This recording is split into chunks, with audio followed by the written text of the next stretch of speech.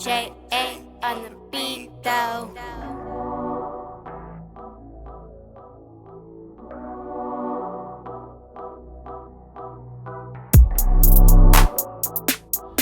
Where do we, as CHH Houston, where do we see Kanye West? There's a lot of people that, everything from the all-seeing eye on the stage at Lakewood, he's part of, that conspiracy to infiltrate the Christendom. There's talks about this is, for a season, and then he's going to go back. So it's consumerism. He's driving sales up, and then of course Kanye has had a real experience with God, a real conversion, and he's repented of his sins and he's walking with God. So we're going to open that conversation right now. First, I'd like to hear where you see him on the spectrum. Overt now. Very blue. It's important. Nobody speaks for us. There's no upper office somewhere, no record label, there's no artist that speaks for us as to what Christian hip hop is. We speak for ourselves, and if that's what we say, then what are your thoughts on why, considering all the controversy by people saying, he's just profiting off of Christendom and he's deceiving many? From my point of view, I love it because he's a superstar, but he constantly puts himself in the back for this new movement. When you look at a performance, a Sunday service, the choir director is the star. That's right. He's not putting himself out there like that. And as of right now, he's representing Jesus, overtly. I mean, if you just take his career as a whole, he has always professed Christianity. He was just very whatever in back in the days. From the album one, he has always said he was a Christian Dior. He always do the little one-liners in all his music. Even when he was talking about he was trying to create a gospel album with the life of Pablo, the thing started out as a Christian record, and then he got raw, like you just got through saying. So he reminded me of somebody who's unguided, trying to do something for God. But there's a Which difference. he did say that on Lakewood stage. He said he was surrounded by people he felt like was Christians. Christians. The most important thing about this chart is their purpose to reconcile man to God through Christ is fully known. I don't think they need to have that identity to understand that that's what they're doing it for. You see, when he flipped Jesus Walks, he went from, I ain't here to turn atheists into believers, but now he's saying, I am here to turn atheists into believers. He figured out that purpose, and that's why this is good. And what we talked about was identity, because some guys that are coming into Christian rap, they might not understand what their true purpose is. So what you're doing with this is giving them purpose, giving them identity, and when you know your identity and how you design, you check in with the designer, that's how you find your purpose. The difference between that Kanye and the one today is he said, I got delivered 4 months ago. Right. I got delivered. I had a real deliverance experience, and that's kind of language that says something happened. Right. That was different from the life of Pablo. From Life of Pablo, right. He was fishing. I understand the experience because I was fishing before I actually got the knowledge. But going back to something you said, which I didn't say earlier when we was talking, to me, you don't choose none of this. God tells you what you're supposed to be doing. Now that's for me to out. I mean, you could debate me all day. God told me to be overt. I've tried covert and profess, and it don't work. It did not work. So only thing people Raz 96, 97 Raz when I was just hardcore overt. So just through whether it's the voice of God, Raz do this, or works, taught me that I am overt. I am a good guy. So I think you have an assignment, man. I don't think you get to choose which one of these you want to be in. That's for us. Yeah. I think Kanye's I think he slapped the industry twice already, man. Him coming out and supporting his political side. I think a lot of people weren't expecting him to go that far, where he would even get on the stage with it and go real far, with Trump and his conservatism and so forth, and then turn around and slap the industry and the world again with coming out with Jesus as King. Well, I sat back and just watched him for a minute. Yeah, I watched a lot of interviews as well. The interviews seem rather genuine, you know, but some people will say, Snoop Dogg did this too. What's the difference? Yeah, Snoop Dogg didn't have that purpose to reconcile men. That's the secret, right? That's the secret sauce. It's that purpose. But I think what we have is all of us have seen somebody truly convert their life to Christ. Yeah, I mean, I'm pretty sure, Trey, you've seen guys come around and you've seen the ones that are foggy for a few months, and you made a statement earlier, if they're still listening to secular music, you know that those seeds are eventually going to do something to help turn them. So it's like, for me, when I look at Kanye, I see a lot of resemblance in the guys that truly said yes to Jesus. And one thing I know with the people that give their life to God, and it's been a trend or a reoccurring theme, is when they gave their life to Christ, they said, and I told Christ that day I would serve him for the rest of my life. If you hear somebody say that, those are the true believers. And the thing is, he came out, he said, I'm never doing music like that again. He didn't leave any room for debate or question. He came out and said it. But Mace said the same thing. Oh, Mace. Mace said rap is running away from preaching. Every time we talk to somebody, always About to bring up Mace. Pray for Mace. Hey, Vaughn, I'm gonna piggyback. We need to go back to that. We need to go back to that. I'm gonna piggyback on something Vaughn said. It's a statement that I hear that I know people are, if they're not 100% converted, they definitely reach it, is when they asked him, so what do you think you're gonna, he say, I'm gonna do whatever God wants me to do. When he said that, I say, man, that's when I hear that come out of somebody's mouth, because men got plans. You know, I'm gonna build this big building and then we're gonna bring in. When somebody say, man, my next move is whatever God tell me to do, I know, okay, if he ain't fully hooked in, he's definitely reaching, trying to be. Yeah, you know what dictates men's moves? Identity.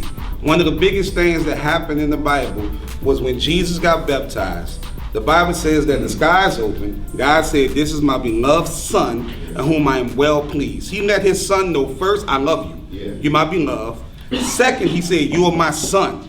This is your identity. Then third, he gave him affirmation. I'm pleased with you. You give any man, don't preach this. Do it. You give any man that nice algorithm, everything else falls into place. That's why this is so important. You gotta give me identity. What am I supposed to be doing? You talked about Kanye saying that I can't do that anymore, and that's what I said. Mace actually said that. He wrote his book and he said rap is running away from preaching. I can't do that anymore. And then we started to see him actually almost kind of go through this progression, but he dipped his toe back in the musical waters of doing just kind of clean secular rap. It wasn't even Mace stopped doing Christian, music. Yeah, he did. He for was a while. scared of it. He ran from it. Kanye ain't stopped doing music. Yeah. He just transformed. He was there for a while. The guy who's been discipling him talks about that, and he originally wanted to stop doing music altogether. But the guy had introduced him. He was like, "There's Christian rap." Yeah. He knows something happened to me. He stopped rapping, period. Got knocked into church, started the church, came back positive. Then he joined G Unit and turned back the murder mace. So that's the mace stuff. That's right. He started hanging with the wrong people. You know what I mean? So Kanye, come on somebody. They say if you want to break a Christian, you get him by himself. Kanye got 180 Christians around him. He never goes anywhere by himself. His family's on his side. That's why Kanye is going to be successful, because there's way too many people covering him that the enemy can't come in and get him. And I think that's why. I'm an amen you, Vaughn, but I think there's something that we would be wise, even as men of faith, something that we would be wise to embrace. Sanctification is a process, and that brother's on that process. So while the future looks bright in the Lord, I mean, he's got the world by the tail. He's not where he was, but he ain't where he gonna be. Sanctification is a process, and you can't fast track that. You can't cliff note that. Initially, he would have jumped out in front, but look what he did. He's really pushing himself to the background, and that's so anti-Kanye, so pro-Jesus, right? So I just think it's a good that he'll have time, I believe, to get sanctified and actually have a full deliverance process, because he's taking the background. But it's still unbelievable, like Paul's conversion. Like nobody believed when Paul converted. You know? Like not him, you know, no way, you know, he's killing Christians. Right. That's what I'm talking about. When you see a true conversion, you see a guy going from a life he's living to where it's about family. It's in Lakewood Church, 17,000 people, and his son was running and jumping off the stage, and everybody was just letting it happen because, man, this dude has truly changed his life, man. How do we feel about that? New converts. I mean, you're a pastor at Houston's First, a very prominent church in the city. Because you talk about sanctification takes time, but we know that testimonials don't have to take time. You get saved, share your story, right? The demoniac, the woman at the well. But is there a certain standard that the clergy should have about letting him get up in that pulpit or on that stage? Because some people feel that way. So what is the limitation that he has? I don't think there's a cookie cutter response to that, Trey. The bottom line is it's going to be based on him. You know, God could develop this brother and he could grow quickly, or it may take some time. I mean, I'm thinking about men in this room that I know that they benefited from not being given a mic too soon. So I think, but that's gonna be dependent upon his growth. You know, whether he moves quickly or slowly. Let me say this too, man. I'm a member of Lakewood for the last 3 years, and I watch all the memes and all the stuff said about Joe, and I just kind of laugh at a lot of it because people don't sit there every Sunday. Joe is very aware of his platform. And so when I saw him give Kanye the microphone, not to do the concert, but to speak, I knew he had personally spoken with Kanye for a long time, and he was convinced himself that it's okay to let him get up here and talk because he did his daddy's video for years, so he well aware of the reach of video beyond the sanctuary itself. So when I seen him, I said, he's gonna give him the mic. And they must have been talking for a minute because he understand that, man, I'm finna open my influence. Yeah, I think for one, everyone's an opportunist when they need to be, right? When it's beneficial, you know. I was saved under Joel's ministry. I gave my life to God. But what I think Joel did was he jumped in front of a train for Kanye. I think nobody takes more stones than Joel Osteen. And he saw what Kanye was dealing with and what he was gonna go through. And I believe, as a great man of God, Joel Osteen jumped in front of that train and said, you know what, I'm gonna take some of these bullets for you. I'm gonna take some of this hit on what you got going on. And he softened the blow for Kanye and gave him validation, just like you were talking about, identity, affirmation. And now revival can set up all over the country. What Vaughn said about Osteen jumping in front of a train, so many others have too, right? Along that way. And I know I've done it with artists that have said, man, I'm going all in with Jesus. I'm gonna be a Christian, you know, show me how to do Christian rap, Trey. Like, tell your story, brother, just tell your story, you know. But I've seen some stick, Vaughn, and I've seen some, because he was a secular artist when I met him. And then I've seen some, they're on a whole nother plane as if they were never saved. But if I was, you know, that dude to quickly judge, I would say, dang, were you ever saved? But I kind of would rather allow God to, you know, do that work. But still, this is what everybody's saying could happen with Kanye is, man, you're all excited, Kanye, go Kanye, and then what happens when it backfires in your face? I mean, my response, of course, is, we had a heck of a good run for CHH while he was going. You know what I'm saying? We won a lot of people to Jesus. People started talking about Christian hip hop. People are asking questions. They search for what is Christianity on Google more than ever.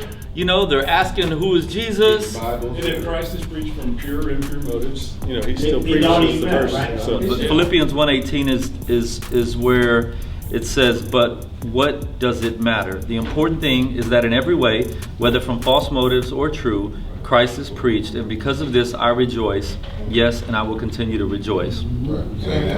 Yeah, it's the same thing. I reconcile that well, I think we should be okay with saying he's preaching Christ, we're behind that. Right. If he maneuvers over here, which Snoop Dogg dropped an album and quickly got back here. But Kanye's in a season where he's opening doors and conversations where we can be overt, very overt. You can't really be silenced when one of the greatest in hip hop is talking about what we've been talking about for 20 years. Right. Now the overts. We're going to the same jail, same room, and I'm looking at that going, wow, this is awesome, this is great. Now the police chief will probably be like, well, maybe we should let some of these other Christian rappers come in more often, because he won't right now. Like, they're real strict. I can't even get in. And so the door that he's opening, and even just in our city, we could ride that for 5-10 years and lead hundreds more to Jesus. As long as somebody don't mess it up. Those guys get out of prison and they go, man, I was at the Kanye event, man, that just touched me and it changed my life forever. And I'm saved now, Trey. Like, man, now I'm ready to plug in. They told me to come to you. I'm not gonna say, oh, you got saved through Kanye. Well, I don't know. He really wasn't. He went back to secular music. So, brother, I'm just gonna have to say you weren't really saved. No, I think we would embrace that. You know. I saw the sketch, man. I am anti-media, man. Because you're in media right now. We've been doing this too long, and then somebody say yesterday because they got fame and everybody freaking out. You know what I'm saying? I'm like, man, please. I just run my lane, man. I look at this and what Kanye stay blue or he jump red. Yeah. For his soul, I may lament, but I just stay in my lane. It don't change nothing I'm doing, man. I just keep stay in my lane. I stay in my lane, but I would be being dismissive if I said I don't get excited when I see somebody popular say something about God, man. Because I understand that Brenton said it. What did you say about attention, Brenton? Yesterday? Attention is currency. I said it today, but attention is currency. Attention is currency. So it's like, we as a people, we love famous people. We just do. That's just in us. We love famous people. You know how the Bible says that God isn't a respected person, but people are. People are. That's just what it is. I see some of y'all take pictures with certain people. Yeah, absolutely. See some of y'all. Sometimes I'll be right there. Sometimes I might slide in. And sometimes I just fold my arms and pout. We all have that in us, whether we conscious of it or we not conscious of it. You know, it's like, I get excited. I don't care if I see whoever, Prince, well, he's dead now, he can't talk. Give me somebody, Maury Povich. It don't matter. I mean, anybody start talking about God. For that, I don't care. When Snoop did that album, that season of time, I was happy. I was happy that Snoop did an album that I could give my mama. Well, my mama can't, so that don't matter. But I can give somebody else's mama and be like, look, this is awesome. I got happy for that moment. What he did after that, it didn't faze me one bit. But for that moment, he stepped his foot into something that I love. What I'd like to do for the camera is to go around individually and just your 30-second thought on Kanye. I pray that every word he sung in that song, God is who he is, and that he strives to live out every word in that Holy Spirit-filled song, God is. People are in search all the time for evidence of God, of Jesus, and it's in the lives transformed many times that you can see tangible evidence of the existence of God. And what's happened in Kanye's life really has to be standing out to a lot of people to say, you know, what happened with him to cause this transformation? And that's got to point straight to Jesus and to the existence of Christ. I hope that he is genuine, because my father means business. But I would say give it the test of time, just like Paul's conversion shocked a lot of people. As well, you know, it's a touchy subject when you look at how blasphemous he was, and the Jesus album, the cover with the thorns on his head and stuff like that. So it's hard for a lot of Christians, but just hope that he's genuine. I have some skepticism about it, but I think he's doing as good a job as he could be doing with what he's got. I saw him on like Jimmy Kimmel and saying he's a Christian and everything, and just glad to see him doing what he is doing with what he's got. So I'm just encouraged. So keep going, brother. My thoughts on Kanye West, man, I'm a believer. I'm excited to see what God's doing in his life, and I believe I've ran in a lot of circles that people believe that revival is coming to our country. Revival will start in Houston, and I truly believe that this is the beginning of a brand new revival, you know what I mean, in our country, and a lot of people are going to be led to Christ because of what God is doing through Kanye and the people tied to him, even the Kardashians. Jesus said it best when John ran up to him and said, Jesus, there's a guy that is casting out demons in your name. So he told him to stop. And Jesus said, if they're not against us, then they're for us. Yeah, I believe he's a changed man.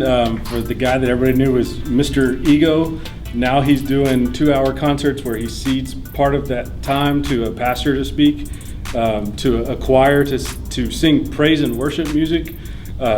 He's only on stage rapping probably 10 or 15 minutes. He's not selling tickets. He's not selling merchandise at these events. I think that's evidence. I don't know him personally, but what I've seen publicly and heard from him, he seems like he's encountered Christ, and I'm rooting for him. Good deal. Salvation is a mystery, and 1 Corinthians 11 says that every man should examine himself. So I think each of us would be wise to hold him to the same standard that we're holding ourselves to. I think what he's doing is a good thing. I just pray that he keeps the right people around him. He keeps getting the word inside of him, and I'm excited to see what's going to happen next. Yeah, Jesus is King. Jesus is Lord. Those are some of the things that he's professed on that album. And, you know, the Bible says that you can't confess that Jesus is Lord except to be by the Spirit. So, Kanye, go Kanye. I think, if anything, he showed us what it should be like. One of the realest things he said to me in that Osteen interview was that it was Christians around him when he was making that Pablo album. And since he was a celebrity, nobody told him that he was wrong. So I think as believers, we need to take heed to that. And it's okay to bring correction, you know, to people and let them know they out of line. Some people need that, and sometimes we be afraid to speak up, to share that with them. So I think that was cool. And also I think it was cool how he's magnifying Jesus in his rhymes when a lot of people don't do it. So I'm hoping it can catch on. Other people feel more comfortable with speaking about God and bringing correction and just what it means to be a believer in Christ. So I think it's cool. I went from rapping about everything foul in the world that you could think of before 1994 to in 95 just going all in with Christian hip hop. And we've struggled to be heard in both the church and secular platforms. And we've come a long way. And I think Kanye pushes the envelope of what Christian hip hop has been doing a lot further and a lot faster. And I just adhere to Mark 9:40 when Jesus said, "For whoever is not against us is for us," and also to Philippians 1:8. But what does it matter? The important thing is that in every way, whether false motives or true, Christ is preached. And because of this, I rejoice. Yes, I will continue to rejoice. There's been a massive spike in faith-based Google searches after Kanye releases Jesus is King. And so as a missionary, as someone in ministry in the streets of Houston, as someone involved in Christian hip hop, this can't hurt me. This can only help me in my efforts to reconcile men to God through Christ. So go Kanye.